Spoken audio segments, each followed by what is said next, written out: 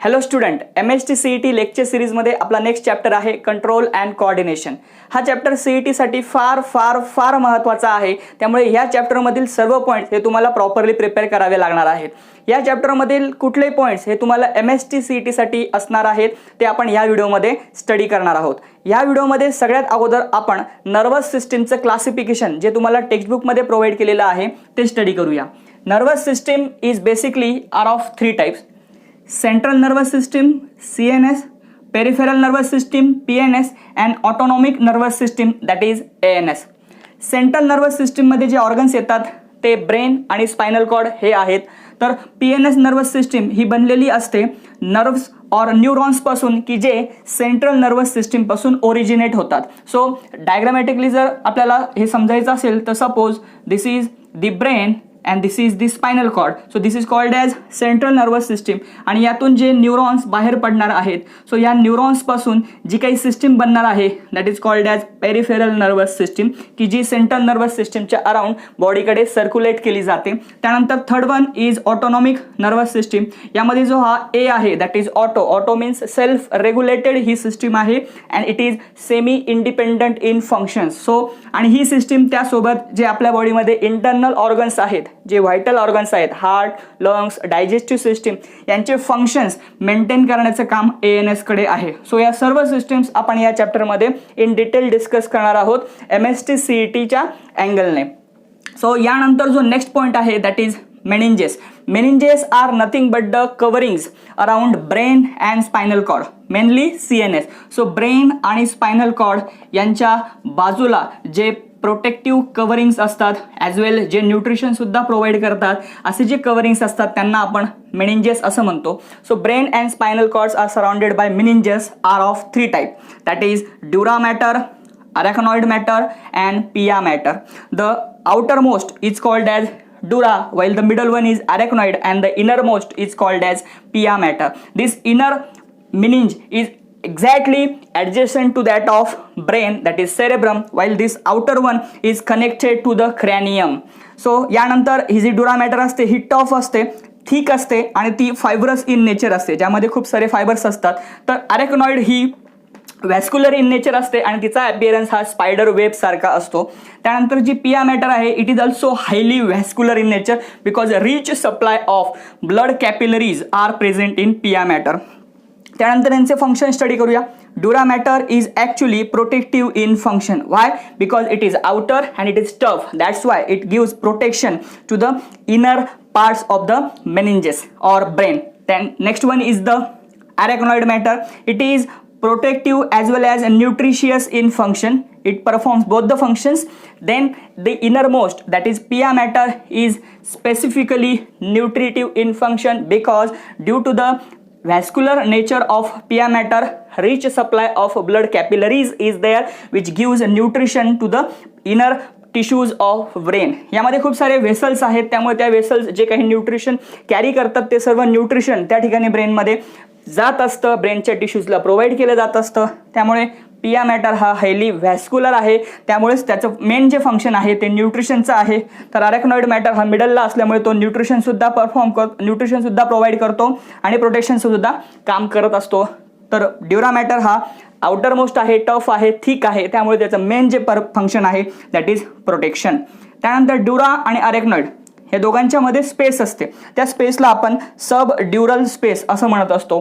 तर arachnoid आणि पिया यांच्यामध्ये सुद्धा एक स्पेस प्रेझेंट असते, तिला आपण सब arachnoid स्पेस असं म्हणत असतो.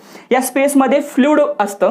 So subdural space consist of serous fluid while subarachnoid space consists of alkaline CSF that is cerebrospinal fluid. हे फ्लुइड सेरेब्रमच्या बाजूला आणि स्पायनल कॉर्डच्या बाजूला असतं त्यामुळे त्याला आपण cerebrospinal fluid असं म्हणत असतो. and this fluid is actually secreted by ependymal cell and choroid plexus. So हे जे काही दोन इम्पॉर्टंट पार्ट्स आहेत that is choroid plexus and ependymal cells हे दोघं मिळून CSF ला सिक्रेट करत असतात आणि जो नॉर्मल व्हॉल्यूम आहे CSF चा दॅट इज 120 ml. सो ही व्हॅल्यू तुम्ही प्रॉपरली लर्न करा. त्यानंतर CSFचे खूप सारे फंक्शन्स आहेत, ते फंक्शन्स तुम्हाला प्रॉपरली पुन्हा एकदा टेक्स्टबुकमधून प्रिपेअर करायचे आहेत. प्रोबॅबली तुम्ही ते थेरी एक्झाम्समध्ये प्रिपेअर केलेच असतील. त्यामध्ये मेन जे फंक्शन आहे it provides moist nature to the brain and avoid it from desiccation. त्यानंतर it maintains the constant pressure inside the brain. त्यानंतर it avoid the brain from overheating. Right. So हे जे काही फंक्शन्स त्या ठिकाणी तुम्हाला टेक्स्टबुकमध्ये दिलेले आहेत हे सर्व फंक्शन्स तुम्हाला पुन्हा एकदा रिवाइज करायचे आहेत. सो आता हे जे काही बेसिक इंट्रोडक्शन आहे यानंतर आपण शिफ्ट होणार आहोत ह्युमन ब्रेनकडे, जो या चॅप्टरचा सगळ्यात महत्त्वाचा पार्ट आहे. And the scientific name of human brain is encephalon. Our human brain or you can say our brain is actually 1300 to 1400 gram in weight. सगळ्यात अगोदर तुम्हाला त्याचं वेट माहिती पाहिजे. त्यानंतर त्याचा व्हॉल्यूम डिस्कस करूया. It is having 1300 to 1500 cc volume. cc means cubic centimetre or centimetre cube. त्यानंतर आपला जो ब्रेन आहे तो 6 वर्ष ज्यावेळेस बाळाचं पूर्ण होतं तोपर्यंत फुल्ली डेव्हलप झालेला असतो. So our human brain is actually fully develop up to the age of 6 years. So ही व्हॅल्यू फार इम्पॉर्टंट आहे. And our brain shows millions of neuron and their average value or you can say approximate value is around 30,000 million. ठीक आहे. So खूप सारे neurons हे आपल्या ब्रेनमध्ये present असतात की जे डिफरंट इम्पल्सेस कॅरी करतात. सो ही व्हॅल्यू तुम्हाला प्रॉपरली लक्षात ठेवायची आहे. त्यानंतर टेक्स्टबुकमध्ये तुम्हाला ब्रेनचं डिवायडेशन दिलेलं आहे. You know very well brain is divided into 3 main part. The first one is called as fore brain, the middle one is called as mid brain, while the posterior part or you can say the behind part or the back side of brain is known as hind brain. Then forebrain is also called as prosencephalon, midbrain is known as mesencephalon, while hindbrain is called as rhombencephalon. ही जी other names आहेत जी तुम्हाला टेक्स्टबुकमध्ये provide केलेली आहेत ही फार important आहेत. ही तुम्हाला प्रॉपरली माहिती पाहिजे, यामध्ये कन्फ्युजन होता कामा नये. त्यानंतर आपण फोरब्रेनमध्ये कुठले कुठले पार्ट्स येतात ते डिस्कस करूया. Forebrain shows 3 different parts. The first one is olfactory lobe, which is known as rhinencephalon. Second one is cerebrum, which is also called as large brain or big brain, that is telencephalon. And the third one is diencephalon, which is known as thalamencephalon. So या पद्धतीने आपण four ब्रेनचे 3 parts या ठिकाणी enlist केलेले आहेत. त्याचे other names properly learn करून ठेवा. त्यानंतर जो आहे mid brain which is called as mesencephalon, it shows 2 important parts, that is corpora quadrigemina and the second one is crura cerebri. So ही जी नावं आहेत ही थोडी कॉम्प्लिकेटेड आहेत, अवघड आहेत, पण तुम्हाला ती पुन्हा रिवाइज करावी लागणार आहेत जर तुम्हाला ती लक्षात ठेवायची असेल तर. त्यानंतर last part is called as hind brain which is also known as rhombencephalon. आणि यामध्ये जे 3 इम्पॉर्टंट पार्ट्स येतात that is cerebellum which is called as small brain. त्यानंतर medulla oblongata. You know very well medulla oblongata is an important center of the body which regulates so many vital functions. And the third one is pons varoli. So हे 3 part hide ब्रेनच्या under येतात. तर corpora quadrigemina, क्रुरा cerebri हे mid ब्रेनच्या under येतात. तर ऑल्फॅक्टरी lobes, cerebrum आणि डायन्सेफेलॉन हे four ब्रेनच्या under येतात. So हे होतं या चॅप्टरचं बेसिक इंट्रोडक्शन जे आपण या ठिकाणी मी या ठिकाणी मेन्शन केलेलं आहे. तुम्हाला हे सिम्पली नोट करून घ्यायचं आहे. यानंतरचे पॉईंट आपण बघूया. फोर ब्रेनमध्ये जो फर्स्ट पार्ट आपण डिस्कस करणार आहोत that is olfactory lobes. Olfactory lobes are actually paired structure and these are nothing but the solid bodies which are present in the fore brains. So हे एक paired structure आहे.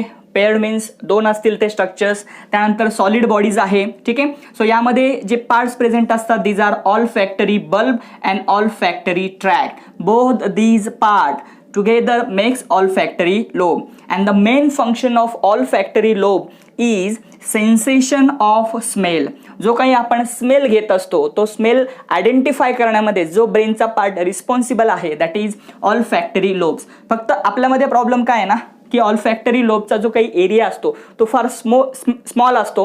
त्यामुळे smell घेण्याची ability ही आपली relatively less आहे compare to the other animals like dogs. तुम्ही जर बघितलं तर स्मेल आयडेंटिफाय करण्यासाठी डॉग्स हे फार एक्सपर्ट असतात, पण त्यांच्या कम्पॅरिझन आपण स्मेल घेण्याची ॲबिलिटी ही लेस शो करतो.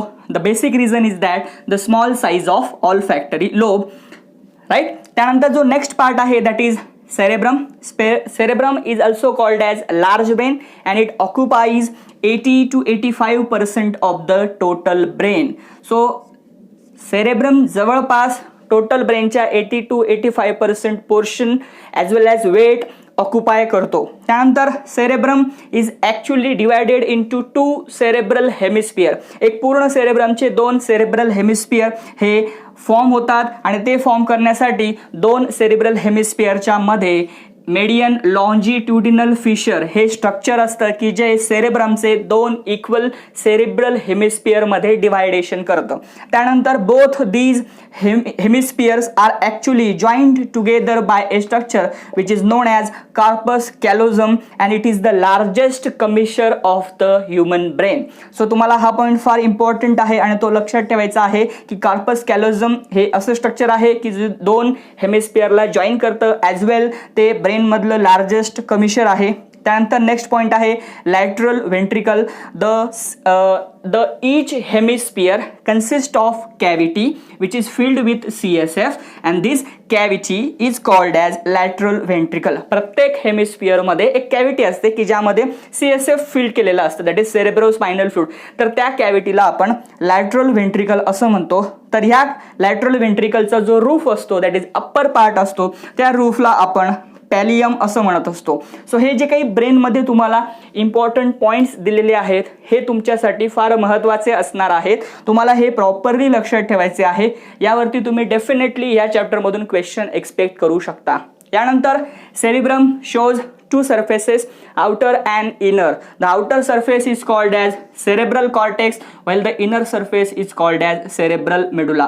The outer surface that is cerebral cortex is actually shows gray matter while the inner surface shows white matter. Why?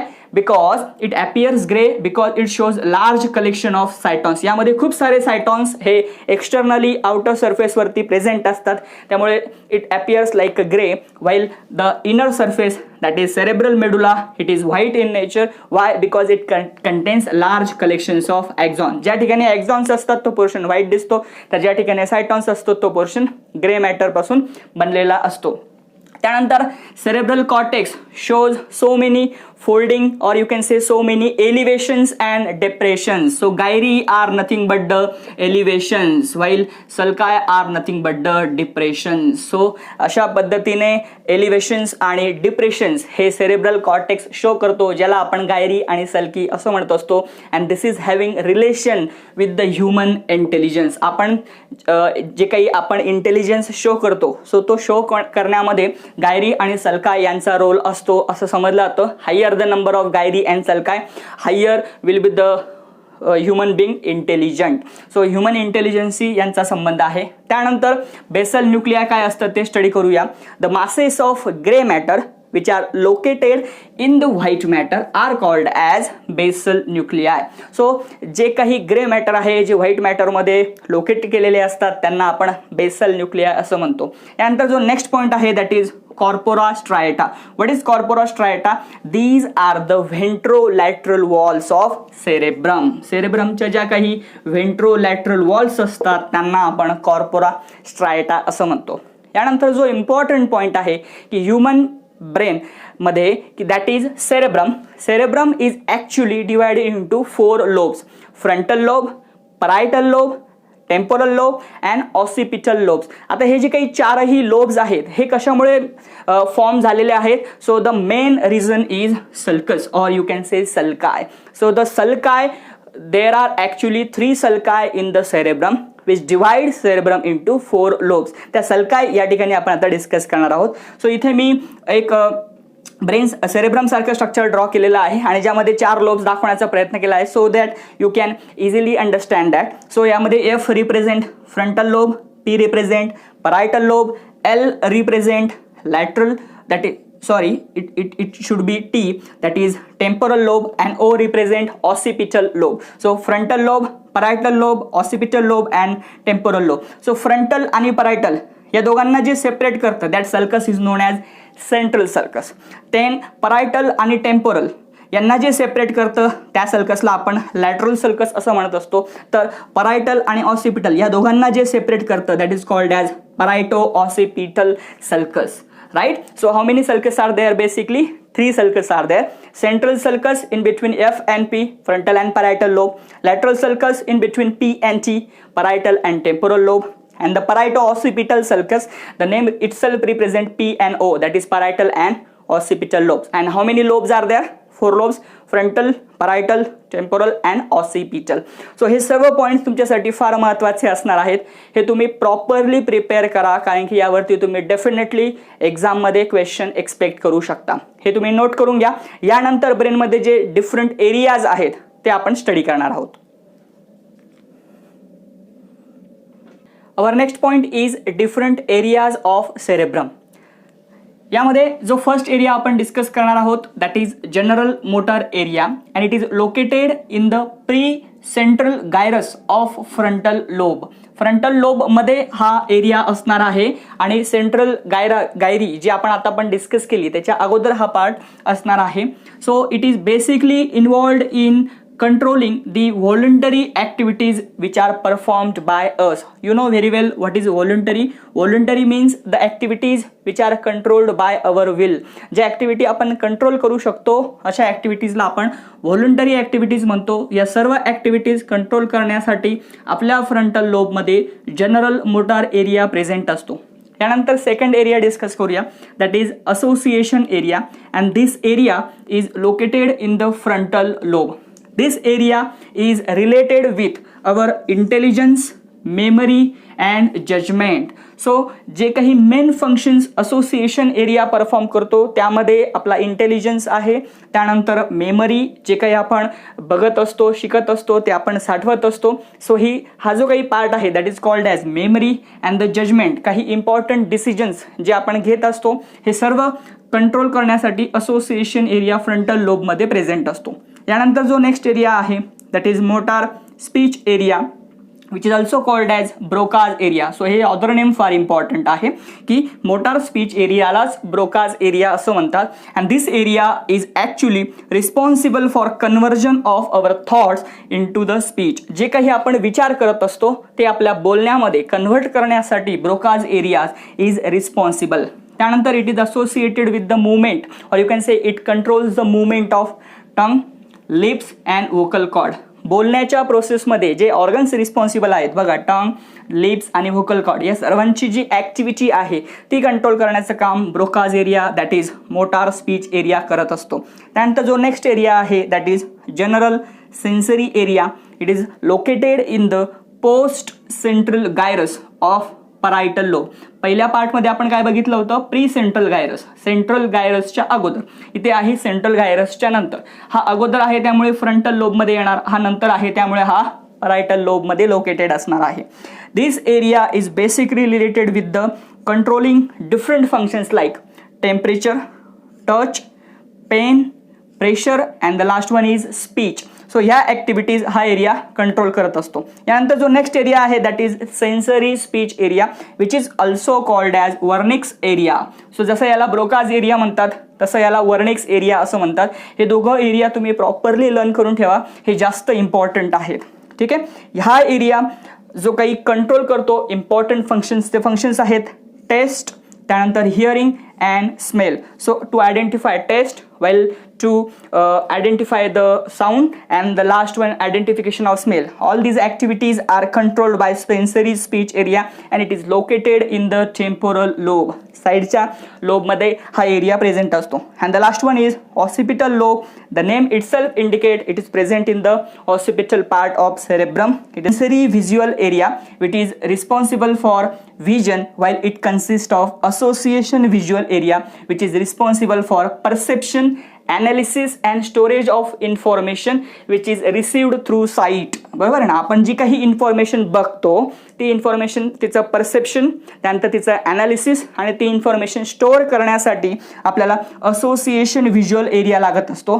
तर विजनसाठी सेन्सरी व्हिज्युअल एरिया हा काम करत असतो आणि हे दोघंही एरिया ऑसिपिटल लोबमध्ये प्रेझेंट असतात. सो बऱ्याच वेळेस आपण खूप साऱ्या फिल्म्समध्ये बघत असतो की एखादी व्यक्ती मागच्या बाजूला पडली की त्याची जी काही व्हिजनची ॲबिलिटी असते ती तो लॉस करत असतो, त्याला दिसत नाही. तर का दिसत नाही? कारण की मागच्या बाजूला आपला हा व्हिज्युअल एरिया आहे की जो मेनली व्हिजन, त्यानंतर परसेप्शन, ॲनालिसिस आणि स्टोरेज यासाठी रिस्पॉन्सिबल असतो. त्याचे 2 पार्ट्स आहेत ॲक्च्युली, ते सेपरेटली फंक्शन्स परफॉर्म करतात. पण तुम्हाला एवढंच लक्षात ठेवायचं आहे की आपलं जे व्हिजन आहे ते कंट्रोल करण्यासाठी ऑसिपिटल लोब हा रिस्पॉन्सिबल असतो. यानंतर फोर ब्रेनमध्ये जो थर्ड पार्ट आपण बघणार आहोत, फर्स्ट पार्ट कुठला बघितला, ऑल्फॅक्टरी लोब, त्यानंतर आपण सेरेब्रम बघितलं. आता जो थर्ड पार्ट आपण डिस्कस करणार आहोत दॅट इज अ डायन्सिफेलॉन. या डायन्सिफेलॉनमध्ये सुद्धा एक कॅव्हिटी प्रेझेंट असते. That cavity is called as third ventricle which is also known as diocoel. Third वेंट्रिकललाच डायोसिल असं म्हणतात. या अगोदर आपण एक कॅव्हिटी स्टडी केली होती की जी प्रत्येक हेमिस्फिअरमध्ये असते. सेरिब्रम या पार्टमध्ये आपण ती स्टडी, त्याला आपण लॅटरल वेंट्रिकल असं म्हटलं होतं.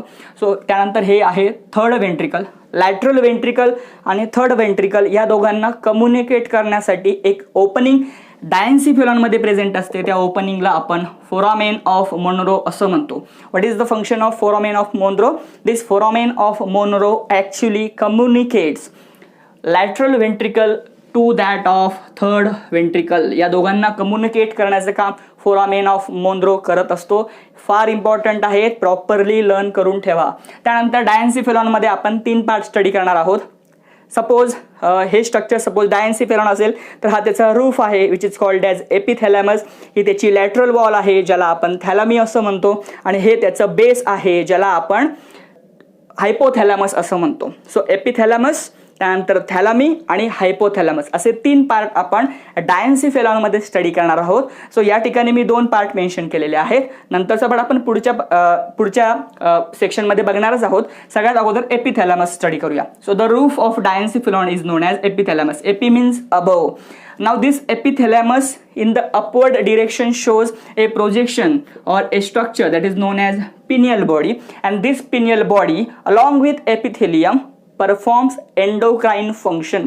हे पिनियल बॉडी आणि एपिथॅलॅमस हे दोघे मिळून काही एंडोक्राइन फंक्शन्स परफॉर्म करतात, आणि या दोघेही मिळून एंडोक्राइन ग्लँड म्हणून काम करत असतात. And they secrete 2 important hormones like serotonin and melatonin. This serotonin is also called as 5-hydroxytryptamine 5-HT, and the main function of serotonin is it is responsible for maintaining different metabolic activities. वेगवेगळ्या metabolic activity आपल्या बॉडीमध्ये ज्या होत असतात त्या control करण्याचं काम serotonin करतं. तर आपल्या बॉडीचा बायोलॉजिकल रिदम मेंटेन करण्यासाठी मेलॅटोनिन रिस्पॉन्सिबल असतो. सिरोटोनिन आणि मेलॅटोनिन हे दोघंही हार्मोन सिक्रेट करण्यासाठी जी एंडोक्राइन ग्लँड रिस्पॉन्सिबल आहे ती बनलेली असते पिनियल बॉडी आणि एपिथेलियमस या दोघांच्या कॉम्बिनेशनमुळे. त्यानंतर जो नेक्स्ट पार्ट आपण डायन्सिफेलॉनमध्ये स्टडी करणार आहोत that is the lateral wall that is called as thalami. So this thalami is the lateral wall of diencephalon connected by habenular commissure. हा पार्ट पण इम्पॉर्टंट आहे की या ज्या थॅलमी आहे डायन्सिफेलॉनला कनेक्ट करण्यासाठी हॅबेन्क्युलर कमिशर हा पार्ट रिस्पॉन्सिबल असतो. त्यानंतर thalami is mainly responsible for RAS. What is RAS? Reticular activating system. ही फार इम्पॉर्टंट सिस्टीम आहे की जी आपल्याला कंटिन्युअसली अवेक ठेवत असते, अलार्म ठेवत असते. सो ही सिस्टीम थॅलमीशी रिलेटेड आहे. त्यानंतर थॅलमी controls all sensory functions except one, that is all factory impulse. सर्व सेन्सरी इम्पल्सेस, सर्व सेन्सरी फंक्शन हे थॅलॅमस मधून पास होतात. फक्त एकच होत नाही, that is all factory impulse. हे एक्सेप्शन आहे आणि फार इम्पॉर्टंट आहे. तुम्ही प्रॉपरली लर्न करून ठेवा. थॅलमीच्या अंडर हे येतं की थॅलमी मधून ऑल फॅक्टरी इम्पल्सेस पास होत नाही, बाकी सर्व सेन्सरी इम्पल्सेस त्या ठिकाणाहून पास होत असतात. सो या ठिकाणी आपण डायन्सिफेलॉनचे 2 स्ट्रक्चर्स डिस्कस केलेले आहेत. यानंतर जो थर्ड पार्ट आहे हायपोथॅलॅमस तो सुद्धा फार इम्पॉर्टंट आहे, तो आपण आता बघणारच आहोत. तोपर्यंत तुम्ही हे सर्व इम्पॉर्टंट पॉईंट्स नोट करून घ्या.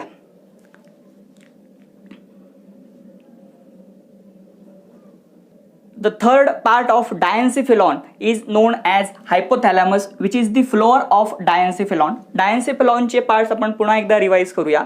The roof is called as epithalamus, lateral walls is called as thalami, while the floor is known as hypothalamus.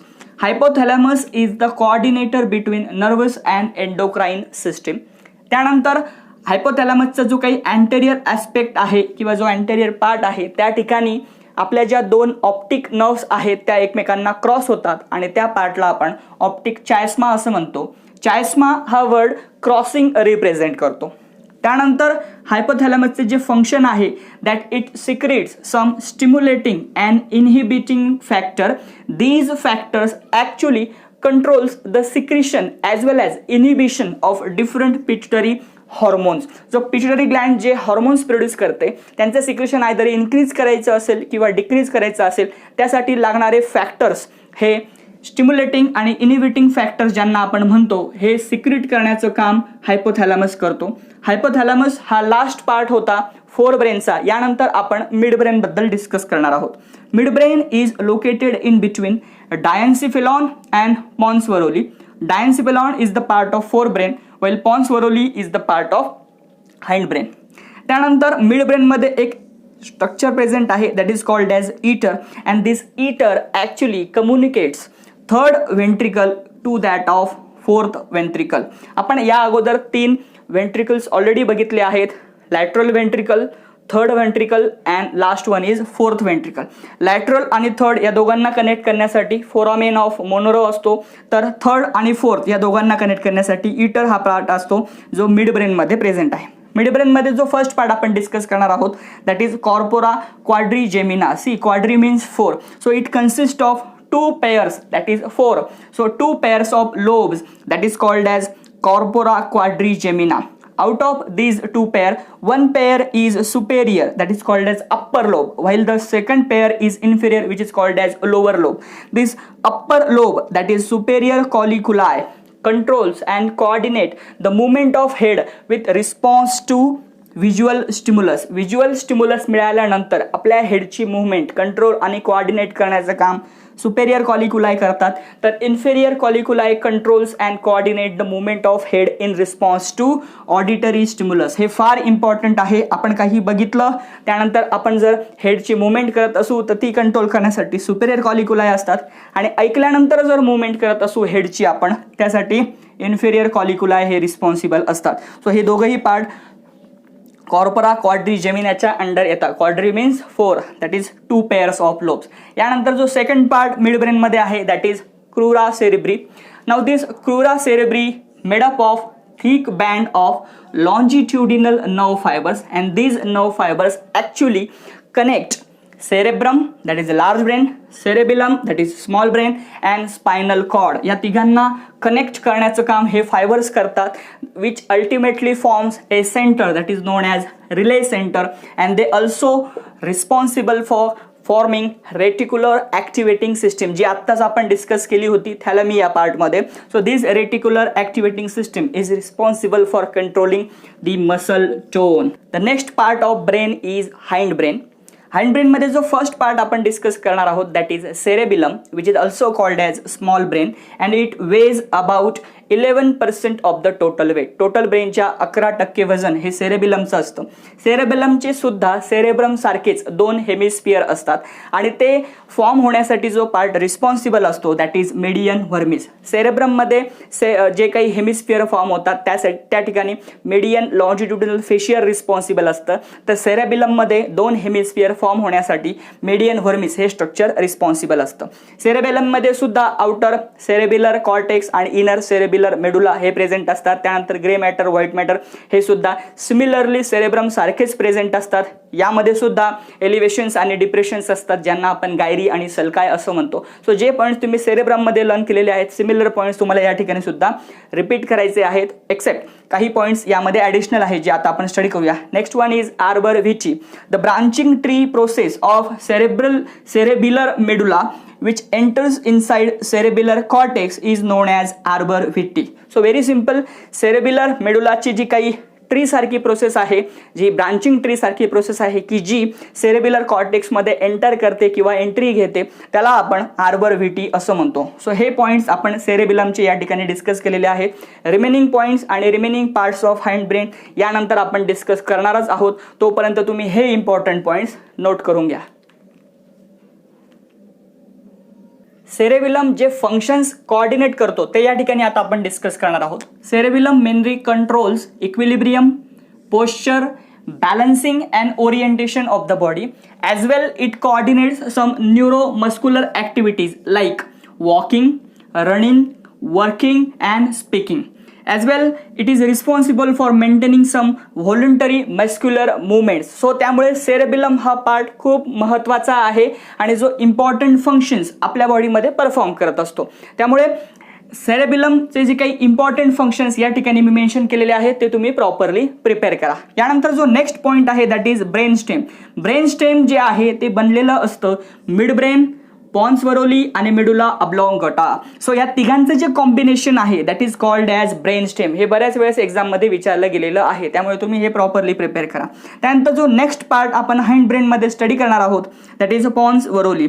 It is the posterior part of hind brain. It also shows outer white matter and inner grey matter.